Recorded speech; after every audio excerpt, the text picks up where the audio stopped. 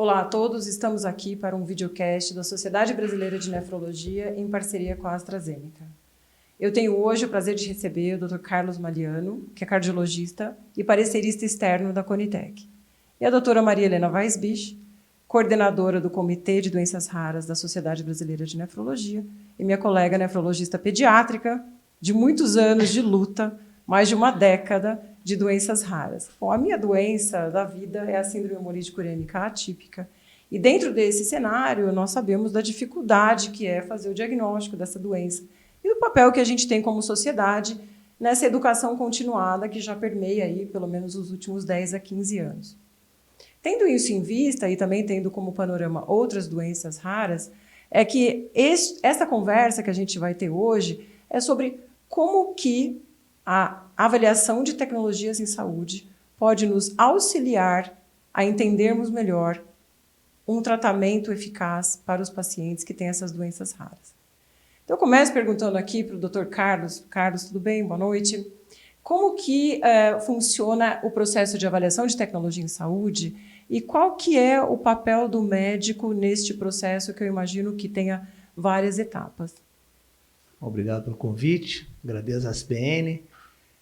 A etapa da Conitec é avaliar segurança, eficácia e a custo-efetividade de uma tecnologia para saber se ela, em relação ao que nós temos hoje disponível no SUS, se ela deve ser ofertada ou não.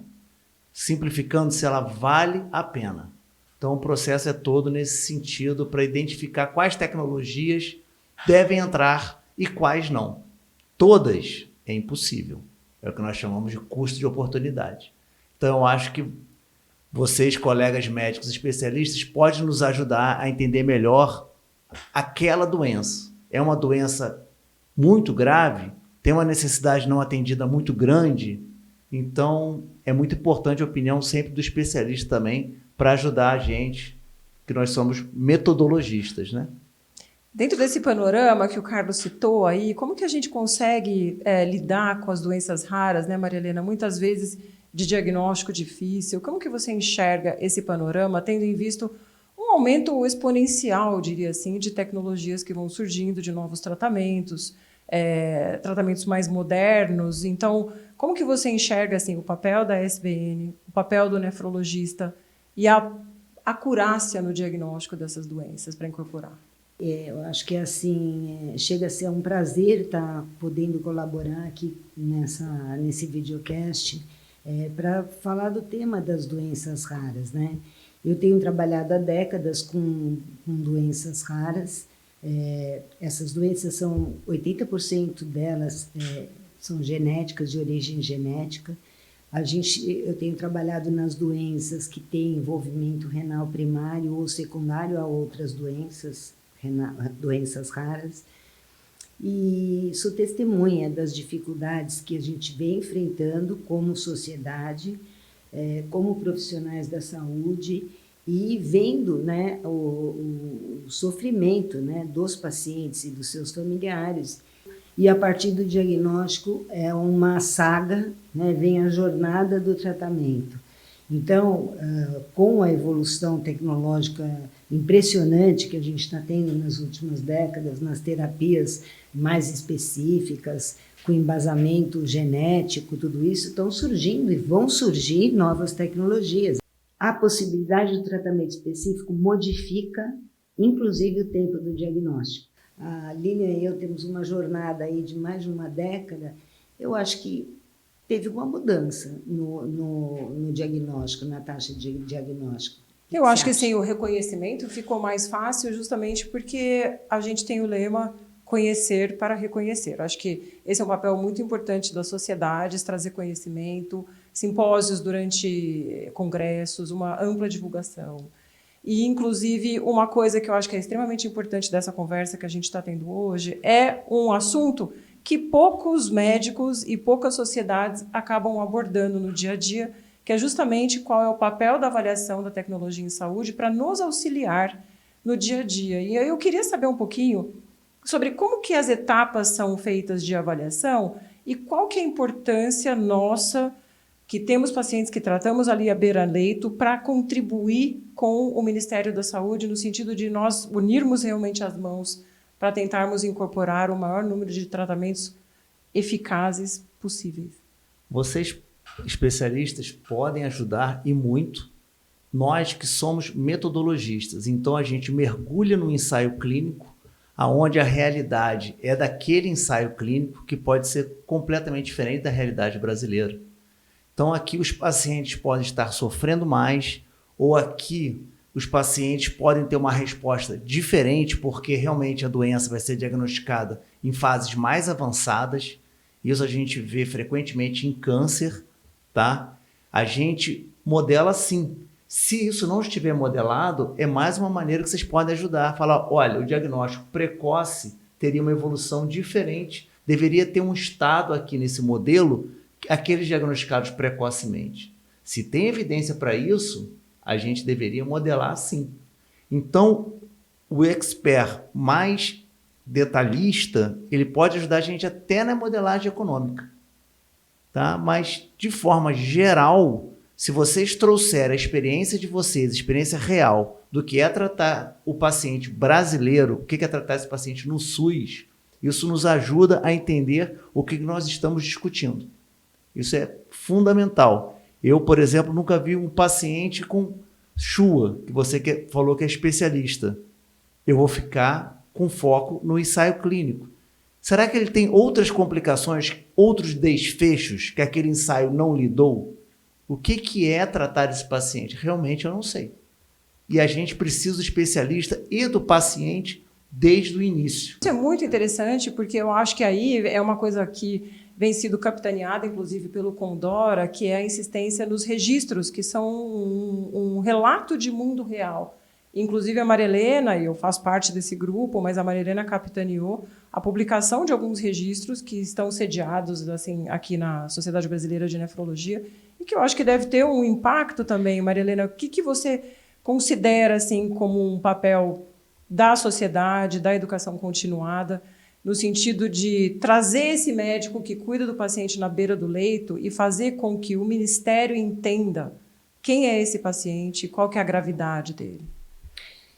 Eu acho que a sociedade, como eu estava falando, as sociedades médicas e dentro da SBN, o Comitê de Doenças Raras, nós estamos falando de incorporação de tecnologias para doenças raras, eu acho que, sim, desde a sua criação, o grande objetivo foi entender como as doenças com acometimento renal elas acontecem no Brasil.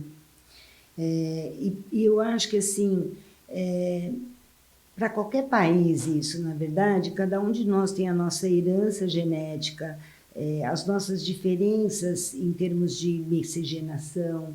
Eu acho que o Brasil é um país muito especial e cada país tem que ter o conhecimento do seu povo, né? Do seu paciente com determinada doença. E a forma mais democrática que existe, porque a gente vai juntar tanto aqueles que têm um benefício econômico, né, social na vida e os que não, é o registro de pacientes, né? Porque muitas vezes, se você for fazer num hospital específico, você vai pegar só um grupo de pacientes, né, que vivem naquela região, que frequentam o mesmo hospital, então provavelmente né, no Brasil, pelo menos a sua classe econômico-social é a mesma. E o registro não, o registro o paciente, ele não tem identidade, né? O que a gente vai conhecer vai tirar uma foto das características da população brasileira portadora daquela doença.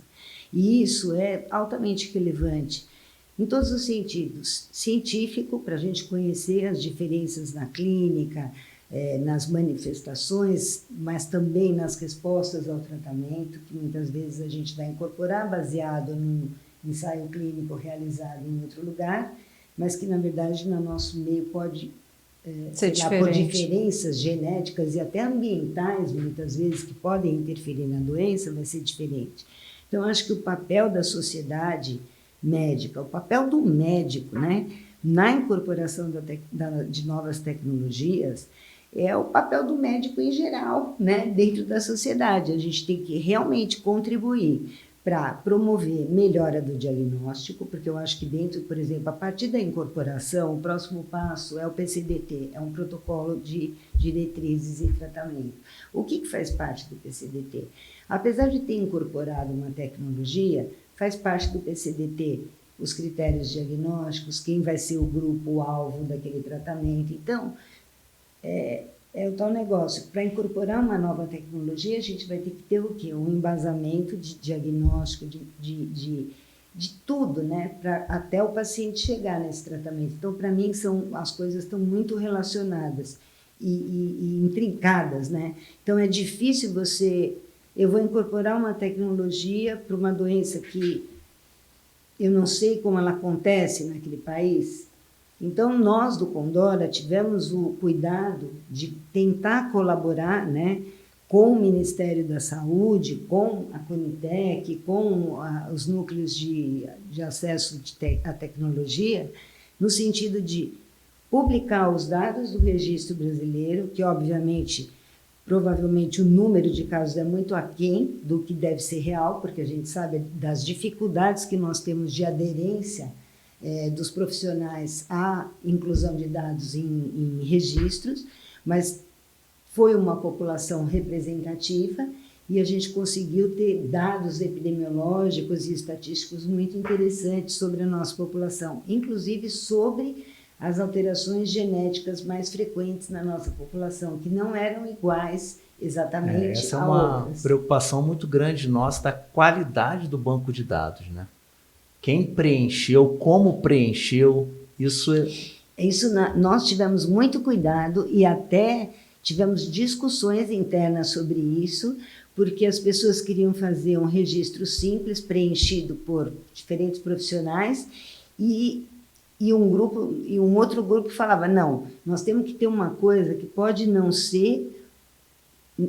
ter todos os pacientes do Brasil, mas todos que tiverem vão estar bem categorizados, porque a riqueza do registro não é só o N, não é só o número, mas é a qualidade dos dados que você construiu.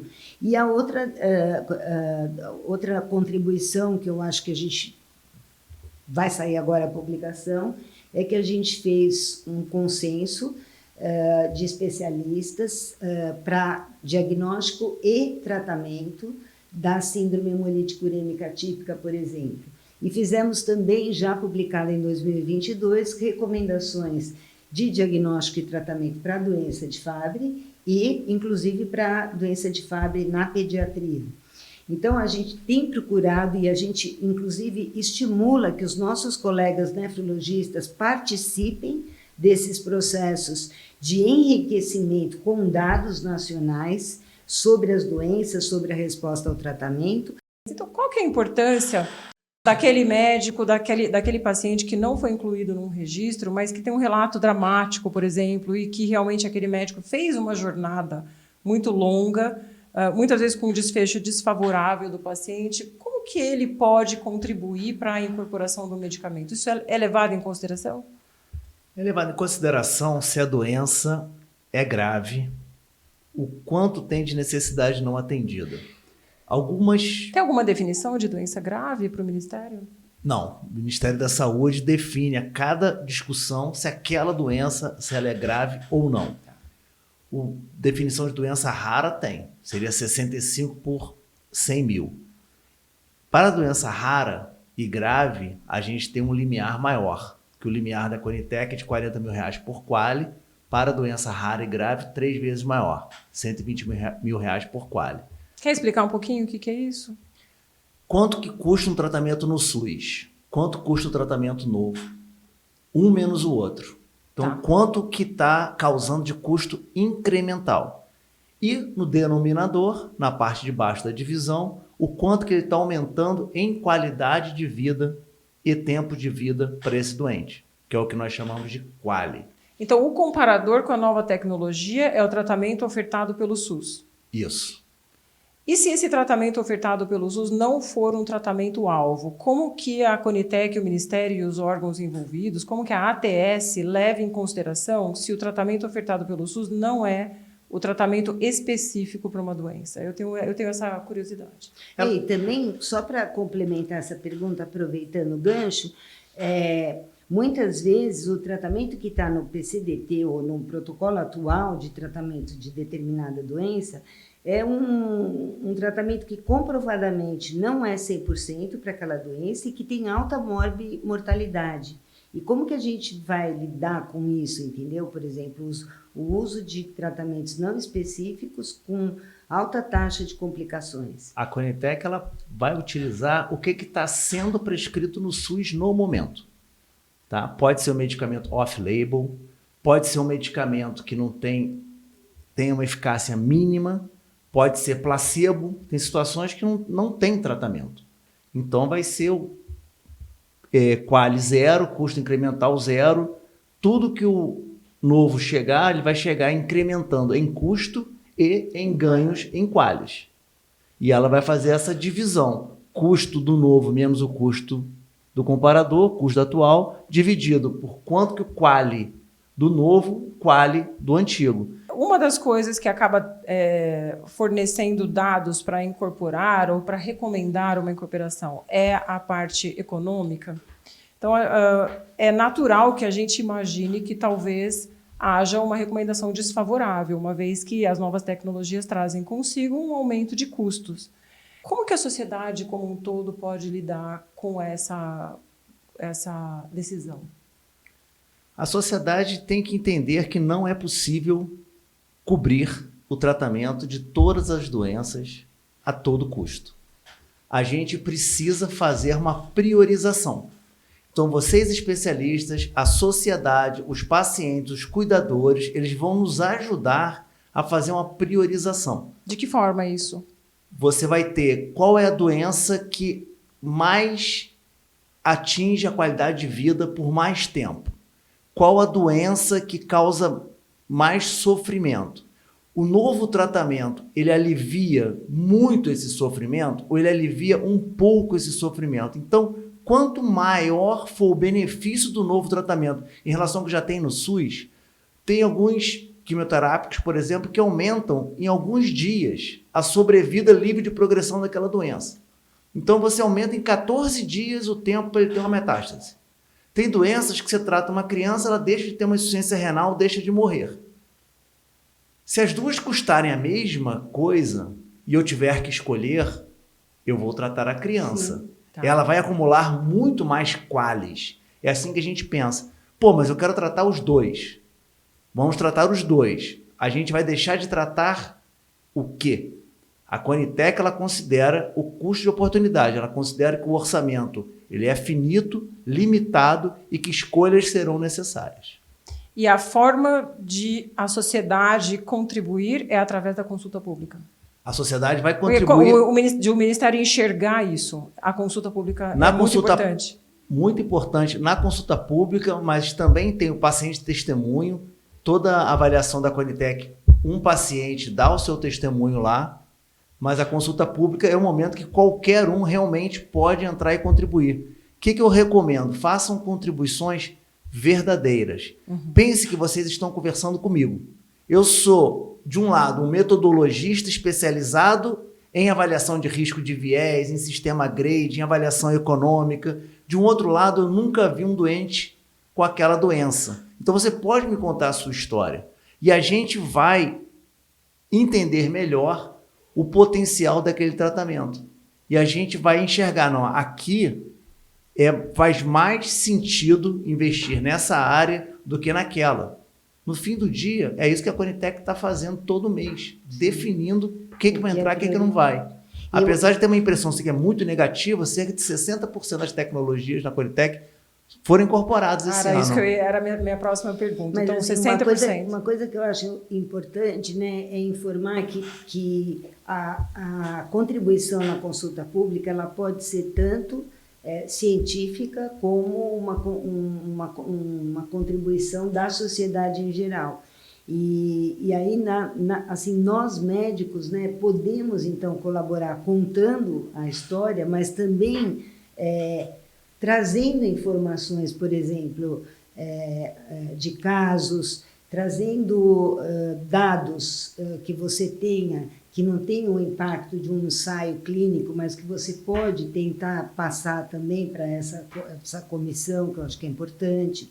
Então, assim, eu acho que a participação na consulta pública na parte científica, e nós aqui, como Sociedade Brasileira de Nefrologia, pelo menos em relação às doenças raras, temos, além da nossa contribuição individual científica, a gente tem feito uma colaboração, uma contribuição da sociedade.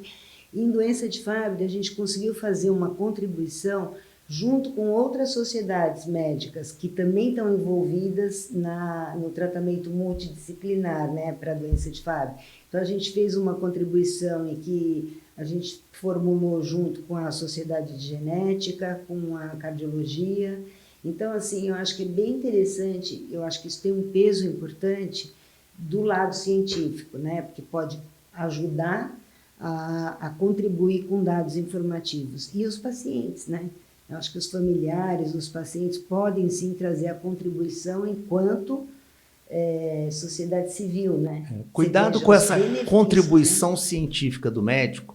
Assim, o mundo ideal, eu sei que nem todos têm disposição e tempo para isso, é que vocês assistissem a gravação no YouTube da Conitec que discutiu aquele tema. Sim. Porque aí vocês vão entender o que foi discutido e vão poder conversar com a gente de forma melhor. Porque se vocês trouxerem o mesmo artigo que já foi discutido para dizer, olha, esse remédio funciona. Não, a Conitec sabe, o remédio funciona. A questão, às vezes, é uma questão de segurança. Não, a questão foi uma questão que foi econômica. Não, a questão foi uma outra. É isso que a gente está buscando a resposta. Então, se você não assistir a consulta pública e vier, como a maioria vem, olha, está na diretriz, então tem que incorporar. Não, não é simples assim. Saúde e direito de todos, dever do Estado. Isso, toda contribuição pública vem nessa frase. Se isso fosse simples assim, a Conitec não existiria. A gente não estaria aqui discutindo. Então, contribuam conversando comigo. Olha, Carlos, você não viu direito essa evidência aqui, você não valorizou bem esse ponto aqui. Para isso é necessário que você leia também o relatório ou assista à reunião. A reunião. Eu ainda acho que às vezes a reunião demora muito e é difícil. Eu acho que às vezes o que eu acho que a gente tem que ter é talvez ler o relatório mesmo, né? Quando você abre a consulta pública, no local da consulta tem um relatório final da comissão, da Conitec, com parecer favorável ou desfavorável à incorporação, e aí a gente lê aquele relatório com aquele, pelo menos eu tenho feito assim, embasado no relatório é que a gente faz a contribuição. Por isso a gente não repete as referências bibliográficas, principalmente enquanto sociedade, né? Acredito que para o médico em geral, às vezes não dá nem tempo de fazer o básico, quanto mais assistir a reunião da Conitec no YouTube e tal, mas eu acredito que para o nefrologista é importantíssimo estar atento às consultas públicas de incorporação de novas tecnologias na área da nefrologia, que é fundamental. As doenças renais são sempre graves e sofridas. É muito difícil te dizer que existe uma doença renal que é branda, né? Porque a evolução das doenças, só para a gente ter uma ideia, a progressão termina em diálise, perda de função renal, né? Ou o paciente vai ter que fazer uma diálise ou ele vai transplantar, que é uma outra doença. Quase todas são assim. Então, é difícil a gente aqui discutir que a doença renal não é grave. Por si só, independente do diagnóstico de base, ela vai ser grave. Se não for tratada adequadamente, além de grave, ela vai causar uma série de complicações e esses pacientes podem ficar sequelados. Essa visão, né, dos dois especialistas aqui é extremamente importante. Então, nós estamos aqui na Sociedade Brasileira de Nefrologia conversando sobre avaliação de tecnologia em saúde no espectro das doenças raras. O Dr. Carlos Maliano, que é parecerista externo da Conitec, a doutora Maria Helena Weisbich, que é coordenadora do Comitê de Doenças Raras da SBN. E, da minha parte, eu sou Lilian Palma, nefrologista pediátrica, e há mais de uma década tratando de pacientes com Shua, que eu digo que é a doença da minha vida. Então, isso que nós estamos falando aqui é extremamente importante, porque a tendência dos médicos é que a gente repita a eficácia que a gente vê nos estudos clínicos. E isto tendo agora essa visão de dentro, nós sabemos que isso já foi visto. Então, tudo que existe publicado já foi visto à exaustão por um núcleo que avaliou o que tem na literatura. O nosso papel, enquanto médicos e enquanto sociedade, é mostrar aquilo que não está dentro das publicações. É mostrar aquele paciente que tem necrose de extremidades, é mostrar aquela criança que ficou em hemodiálise e precisa de um transplante. Aquele adulto jovem que não trabalha e não estuda porque está em hemodiálise esperando um transplante. E aí eu queria terminar esse nosso bate-papo aqui, que foi extremamente agradável, pedindo considerações finais de vocês a respeito desse tema que, obviamente, daria para fazer um simpósio, né, que é a ATS dentro de doenças raras, mas eu queria uma mensagem de vocês agora para a gente fazer um fechamento desse assunto e deixar aí essa vontade de todo mundo contribuir para a sociedade. Queria pedir que vocês, especialistas, contribuíssem. Não pensem que nós, da Conitec, nós somos inimigos, que nós estamos contra, que nós estamos pensando somente em dinheiro. A gente precisa fazer priorizações. Então, se não pode ler o dossiê inteiro, a gente tem um resumo executivo, que é uma página ou duas. Pensem que vocês estão conversando com uma pessoa que não é especialista, mas é um médico, um grupo de médicos que durante 4 meses se debruçou por toda aquela evidência. Fizemos um esforço grande para entender, consultamos especialistas, discutimos com especialistas para tentar chegar em um dossiê que vai ser avaliado por uma comissão. Não tem dúvida que vocês podem ajudar e a gente conta com essa ajuda. A sociedade brasileira, os médicos podem contribuir muito esclarecendo para a gente o que a gente não viu. Somem no processo. Isso que eu peço, solicito a parceria de vocês. Muito Perfeito. obrigado. Acho que parceria é uma palavra que cai muito bem nesse processo. Obrigada pelas suas explicações e pela sua dedicação e pelo seu tempo aqui, realmente, de uma certa forma, até desmistificando esse processo todo, que para nós, na beira do leito, é uma coisa difícil, às vezes, da gente entender, né, Maria Helena? Com certeza. Eu acho que trabalhar junto, eu acho que todos os envolvidos, né, no tratamento de pacientes, tratamento diagnóstico, segmento, monitoramento, auxílio, amparo, tudo que a gente puder fazer pelos doentes brasileiros, eu acho que todos nós envolvidos devemos sempre trabalhar junto. Então, assim, lógico que ter um fórum mais amplo de discussão é realmente sempre muito bom. E eu, assim, o meu conselho, eu tenho feito contribuições em algumas situações, né, de doenças renais e acho que o mais importante é a gente colocar a verdade do que a gente acha sobre aquela tecnologia, desde que a gente tenha a capacidade técnico-científica para colocar uma opinião, né? Então, uma pessoa que trabalhou com paciente com determinada doença, que usou aquela medicação, aquela tecnologia, se ela achou bom, se ela achou ruim, o importante é ela contar isso, porque a medicina é feita assim. A gente vai ter a medicina baseada em evidência a partir de dados. A gente tem que ter os dados, né, para a gente poder julgar. E acho que dados de vida real são extremamente importantes e valorizáveis nas doenças raras. Então, aconselho todos os colegas que tenham experiência e tenham como contribuir, colocarem o seu parecer, para ser mais um parecer, adicionando informações sobre as tecnologias. Eu acho que essa é uma obrigação da gente enquanto médico e não é perda de tempo. É a gente poder ter sossego de acordo com a nossa consciência e a gente tem que dedicar esse tempo para essa contribuição. Acho que essa é uma mensagem muito importante. Vamos separar um tempo das nossas vidas corridas para que a gente consiga realmente trazer uma contribuição para a sociedade, para os pacientes que nós conhecemos tão de perto, com famílias e os impactos e tudo. Então, foi um prazer ter você aqui. Acho que foi muito esclarecedor ter essa visão do metodologista, né, sobre como são os passos, porque tem que ter método, senão vira um caos, né? E uma visão da especialista em doenças raras, trazendo aí toda a sua experiência dentro desse panorama e vamos torcer. Claro que a gente queria que o cobertor fosse abarcar para todo mundo, né? Quem sabe um dia isso não possa acontecer. Mas enquanto isso não acontece, eu acho que valorizar a nossa experiência, a jornada do paciente que a gente cuida é extremamente importante nesse processo todo. Então, muito obrigada e agradeço à Sociedade Brasileira de Nefrologia, mais uma vez, em parceria com a AstraZeneca, por proporcionar esse momento aqui de bate-papo. Até breve.